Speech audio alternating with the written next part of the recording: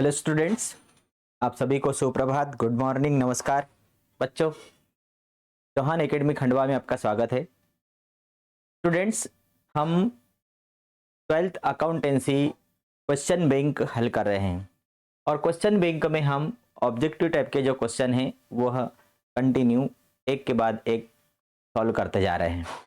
अभी तक हम अंशों का लेखांकन यहाँ तक की यूनिट के हमने ऑब्जेक्टिव टाइप के क्वेश्चन हल कर चुके हैं।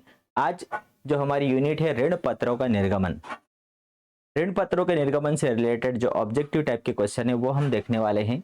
जैसे आप लोग देख रहे हैं कि यहाँ पर वस्तुनिष्ठ प्रश्न मतलब 3 नंबर के ऑब्जेक्टिव टाइप के जो क्वेश्चन है बोर्ड परीक्षा में 3 नंबर के आने वाले हैं।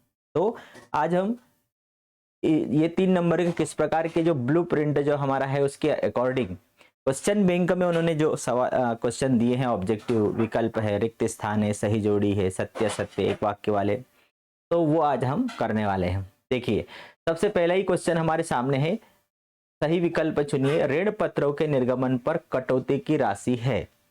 कंपनी के द्वारा जब ऋण पत्रों का निर्गमन किया जाता है तो कंपनी ऋण पत्रों का निर्गमन 3 तरह से कर सकती है, सममूल्य पर, प्रीमियम पर और बट्टे पर। कम मूल्य पर कंपनी को कोई नुकसान नहीं होता, प्रीमियम पर कंपनी को पूंजीगत लाभ होता है और बट्टे पर निर्गमन पर कंपनी को पूंजीगत हानि होती है। तो यहाँ पर पूछा गया है ऋण पत्रों के निर्गमन पर कटौती की राशि है पूंजीगत हानि। तो पहला ही हमारा आंसर आ गया, कौन सी हानि है? पूंजीगत हानि है। ठीक है, दूसरा क्वेश्चन है हमारे लिए, ऋण पत्र पर ब्याज के भुगतान की अवधि है। कंपनी के द्वारा जब ऋण लिया जाता है तो ऋण पत्रधारियों को उसके बदले ब्याज दिया जाता है और ये ब्याज की जो अवधि होती है कि ये ब्याज कब भुगतान किया जाता है, तो प्रति 6 माह उनको भुगतान किया जाता है। तीसरा है, ऋण पत्रधारी कंपनी के होते हैं, जैसे अंशधारी कंपनी के स्वामी होते हैं, मालिक होते हैं, उस प्रकार से ऋण पत्रधारी इन्होंने कंपनी को ऋण दिया है और ऋण देने वाला क्या कहलाता है? वह लेनदार होता है। ऋण देने वाले को हम क्या बोलते हैं? लेनदार। इसलिए ऋण पत्रधारी कंपनी के क्या होते हैं? लेनदार होते हैं। ऋण पत्र जिनका हस्तांतरण केवल सुपुर्दगी मात्र से हो जाता है। यहाँ पर हमारे से ऋण पत्रों का प्रकार पूछा गया है, क्योंकि ऋण पत्र तो अलग अलग प्रकार के होते हैं, आप लोगों ने पढ़ा ही होगा, बहुत सारे प्रकार होते हैं ऋण पत्रों के। तो ऋण पत्र जिनका हस्तांतरण, इनमें से कोई सा एक हमारे से पूछा है, जिनका हस्तांतरण केवल सुपुर्दगी मात्र से हो जाता है। सुपुर्दगी मतलब कि जो भी व्यक्ति ऋण पत्र कंपनी के सामने प्रस्तुत करेगा, कंपनी उसको उसका भुगतान कर देगी। तो ऐसे ऋण पत्र क्या कहलाते हैं? ऐसे ऋण पत्रों को वाहक ऋण पत्र कहा जाता है। सुपुर्दगी मतलब जो ले जाएगा ऋण पत्र को, वाहक, वो उसको कंपनी के द्वारा भुगतान करना पड़ेगा, तो वाहक ऋण पत्र होता है वो। इसके बाद है, ऋण पत्रों के प्रतिफल स्वरूप ऋण पत्रधारी को क्या प्राप्त होता है? तो हमें मालूम है कि वे अंशधारियों को अंश के बदले लाभांश मिलता है। तो ऋण पत्रधारियों को ऋण के बदले क्या मिलता है? ब्याज मिलता है। तो ऋण पत्रों के प्रतिफल स्वरूप ऋण पत्रधारी को क्या प्राप्त होता है? ब्याज प्राप्त होता है। फिर है, ऋण पत्रों से होने वाली आय होती है। तो ऋण पत्रों से जो आय होगी वो निश्चित होती है, अनिश्चित होती है, अत्यधिक होती है, इनमें से कोई नहीं। मतलब आपने यदि किसी कंपनी के ऋण पत्र खरीदे हैं तो उन ऋण पत्रों से आपको जो ब्याज मिलने वाला है वो ब्याज कैसा है? वो निश्चित प्रतिशत से और निश्चित अवधि में आपको मिलता ही है। इसका मतलब कि वो आय आपकी निश्चित है। ऋण पत्रों के निर्गमन पर प्रीमियम को, ऋण पत्रों के निर्गमन पर यदि प्रीमियम राशि मिल रही है तो उसे चिट्ठे में कहाँ दर्शाया जाएगा? तो सिंपल सी बात है, अंशों के निर्गमन पर भी जो प्रीमियम राशि मिलेगी, ऋण पत्रों के निर्गमन पर जो प्रीमियम राशि मिलेगी, ये कंपनी के लिए पूंजीगत लाभ होता है। और जो भी पूंजीगत लाभ होगा वो चिट्ठे के दायित्व पक्ष में, समता और दायित्व पक्ष में अंशधारियों के कोष शीर्षक के अंतर्गत संचय और अधिक के उप शीर्षक में हम दर्शाएंगे। मतलब यहाँ रिजर्व तथा आधिक्य जो है इसके अंतर्गत हम उसको दिखाएंगे। स्वयं के ऋण पत्र वे ऋण पत्र हैं जो कंपनी अपने प्रवर्तकों को आवंटित करती है, अपने निदेशकों को आवंटित करती है, बाजार से खरीदती है या उपरोक्त सभी। तो यहाँ पर हमारा आंसर क्या आएगा? अपने निर्देशकों को आवंटित करती है। ठीक है, अगला है, ऋण पत्रों को कितने प्रकारों से वर्गीकृत किया जा सकता है? तो ऋण पत्रों को हम 5 प्रकार से बांट सकते हैं। तो ऋण पत्रों को कितने प्रकार हैं? 5 प्रकार है उनके। आगे हम देखते हैं रिक्त स्थान। ये विकल्प थे हमारे सामने। अब हम आ गए रिक्त स्थानों की तरफ। तो रिक्त स्थान में सबसे पहला रिक्त स्थान हमारे लिए है ऋण पत्रधारी को कंपनी के खालिस्तान में भाग लेने का अधिकार नहीं होता। तो कंपनी के प्रबंध में भाग लेने का अधिकार नहीं होता। फिर है ऋण पत्र ऋण का एक लिखित प्रमाण होता है। ऋण पत्र ऋण का एक लिखित प्रमाण है। जिन ऋण पत्रों को अंशों में परिवर्तित किया जा सकता है उन्हें परिवर्तनशील ऋण पत्र कहा जाता है। उन्हें हम क्या बोलते हैं? परिवर्तनशील ऋण पत्र कहते हैं। ऋण पत्रधारी कंपनी की क्या होते हैं? ऋण पत्रधारी कंपनी के लेनदार होते हैं। ऋण पत्रधारी को खालिस्तान देने का अधिकार नहीं होता, उसे मत देने का अधिकार नहीं होता, वोट देने का अधिकार नहीं होता। ऋण पत्रधारियों को ऋण वापसी के लिए अंशधारी पर प्राथमिकता दी जाती है। मतलब पहले ऋण पत्रधारी को ऋण की वापसी मिलेगी, उसके बाद ही अंशधारी को उसकी पूंजी दी जाएगी।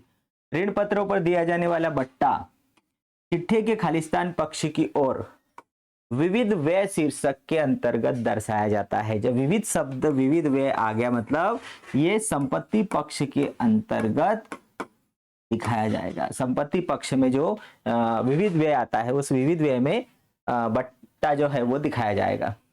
जिन ऋण पत्रों का भुगतान एक निश्चित अवधि के बाद कर दिया जाता है उन्हें सौद्ध ऋण पत्र बोलते हैं या विमोचनशील ऋण पत्र भी बोला जाता है। दो अर्थ होते हैं, सौद्ध भी और विमोचनशील ऋण पत्र भी कहा जाता है। कंपनी प्रवर्तक को उनकी सेवाओं के बदले ऋण पत्र जारी करने पर खालिस्तान खाता डेबिट किया जाता है। मतलब एक प्रकार की ये गुडविल है, ख्याति है। कंपनी प्रवर्तक को उनकी सेवाओं के बदले ऋण पत्र जारी करना तो खालिस्तान खाता डेबिट किया जाएगा, ख्याति खाता डेबिट किया जाता है।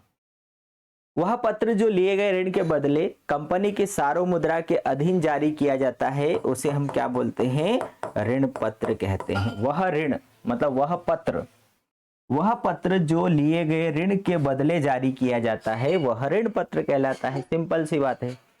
सही जोड़ी हम देखेंगे तो ऋण पत्रधारी क्या होते हैं? वेरी सिंपल सही जोड़ी है। ऋण पत्रधारी ऋणदाता होते हैं, मतलब कंपनी के ऋणदाता हुए वो। ऋण पत्रों पर प्रीमियम पूंजीगत लाभ है। फिर ऋण पत्रों के निर्गमन पर कटौती एक प्रकार की कृत्रिम संपत्ति है ना? ये प्रश्न याद रखना हमेशा। ऋण पत्रों के निर्गमन पर जो कटौती डिस्काउंट दिया जाता है वो एक प्रकार की कृत्रिम संपत्ति है। फिर ऋण पत्रों के निर्गमन से प्राप्त राशि पूंजीगत प्राप्ति है। फिर ऋण पत्रों के निर्गमन से जो राशि प्राप्त होगी वो बड़ी राशि होती है, इसलिए पूंजीगत प्राप्ति मानी जाती है। और ऋण पत्रों के निर्गमन पर अधिकतम कटौती कितनी दी जा सकती है? 10% तक कटौती दी जा सकती है। मतलब ऋण पत्रों का जो निर्गमन किया जाता है तो अधिकतम 10% तक डिस्काउंट दिया जा सकता है। इसके बाद में सत्य असत्य में हम आ जाएंगे। पहला है ऋण पत्रधारी कंपनी के सदस्य नहीं होते हैं। बिल्कुल सही है। ऋण पत्रधारी कंपनी का सदस्य नहीं होता, वो लेनदार होता है। ऋण पत्रधारियों को कंपनी के सामान्य सभा में मतदान करने का अधिकार होता है, ये गलत है। उन्हें वोट देने का अधिकार नहीं होता। ऋण पत्र अल्पकालीन ऋण की प्रकृति के होते हैं, गलत है, क्योंकि ऋण पत्र दीर्घकालीन ऋण की प्रकृति के होते हैं। ऋण पत्रधारी को कंपनी के अंशधारी भी बोलते हैं, गलत है, क्योंकि वो तो एक लेनदार है। ऋण पत्र स्वामित्व पूंजी का हिस्सा है, गलत है, क्योंकि यह ऋण पूंजी का हिस्सा है। फिर ऋण पत्रों पर दिए जाने वाले ब्याज का भुगतान कंपनी के लाभों में से किया जाता है, तो ये सही है। ठीक है। फिर है बंधक ऋण पत्र सुरक्षित ऋण पत्र कहलाते हैं, एकदम राइट है, क्योंकि बंधक ऋण पत्रों के लिए कंपनी के द्वारा अपनी संपत्ति गिरवी रखी जाती है, इसलिए ये सुरक्षित कहलाते हैं। ऋण पत्रधारियों को निश्चित दर से लाभांश मिलता है, ये गलत है, क्योंकि उन्हें निश्चित दर से क्या दिया जाता है? ब्याज दिया जाता है। कंपनी ऋण पत्रों का निर्गमन रोकड़ के अतिरिक्त अन्य प्रतिफल में कर सकती है, बिल्कुल कर सकती है। मान लो कंपनी ने संपत्ति खरीदी, मशीन खरीदी और उसके बदले ऋण पत्र जारी किए, बिल्कुल कर सकती है। स्थायी ऋण पत्रों को अब अमोचनीय ऋण पत्रों के नाम से जाना जाता है, बिल्कुल। मतलब स्थायी ऋण पत्र मतलब कंपनी इन ऋण पत्रों का भुगतान अपने जीवन काल में कभी भी अपनी इच्छा पर करेगी उसको, तो वो ऐसे ऋण पत्र अमोचनीय ऋण पत्र कहलाते हैं। कूपन दर ऋण पत्रों पर ब्याज दर निर्धारित रहती है, गलत है। इस पर कोई ब्याज दर निर्धारित नहीं होती है। ऋण पत्रों को अंशों में परिवर्तित नहीं किया जा सकता, गलत है। ऋण पत्रों को अंशों में परिवर्तित किया जा सकता है, जो एक प्रकार है परिवर्तनशील ऋण पत्र। वो देखिए, अब आप लोग जब क्वेश्चन बैंक में लास्ट में आंसर जब देखोगे तो ये वाला जो क्वेश्चन है, इस क्वेश्चन का आंसर आपको वहां पर सही लिखा हुआ मिलेगा। कूपन दर ऋण पत्रों पर ब्याज दर निर्धारित रहती है, वहां सही बताया गया, सत्य बताया गया, लेकिन वास्तव में असत्य है। क्यों? क्योंकि इन पर कोई ब्याज दर नहीं होती है, उस पर कोई ब्याज दर निर्धारित नहीं होती।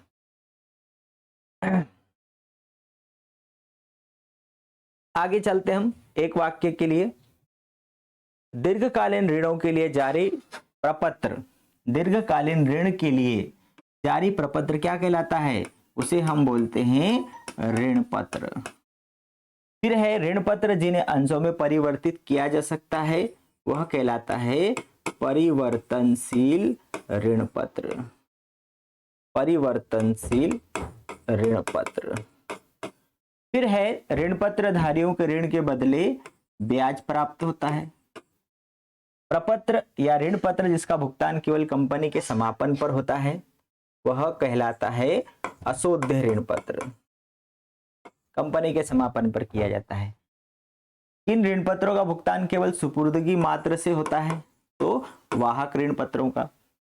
निर्गमित ऋण पत्रों का कम से कम कितना भाग लाभों में संचित करना अनिवार्य होता है? तो कंपनी के द्वारा ऋण पत्रों से जो राशि प्राप्त करी है उसका 25% जो भाग है कंपनी के द्वारा रिजर्व करके रखना पड़ता है। ऋण पत्र जिसमें ब्याज का पूर्व उल्लेख नहीं होता, वह क्या कहलाता है? वह बॉन्ड होता है, बॉन्ड, जेम्स बॉन्ड। वे ऋण पत्र जिनका नाम कंपनी के रजिस्टर में दर्ज होता है, वह कहलाते हैं रजिस्टर्ड ऋण पत्र या बंधक ऋण पत्र या सुरक्षित ऋण पत्र। सॉरी, रजिस्टर में दर्ज होते हैं वह रजिस्टर्ड ऋण पत्र कहलाते हैं। वो क्या कहलाते हैं? उसको हम थोड़ा सा, वो कहलाते हैं रजिस्टर्ड या पंजीकृत। बंधक अलग होता है, सॉरी, है ना। ऋण पत्रधारी कंपनी के कौन होते हैं? तो ऋण पत्रधारी कंपनी के लेनदार होते हैं। और क्या ऋण पत्रों को जब्त किया जा सकता है? नहीं किया जा सकता।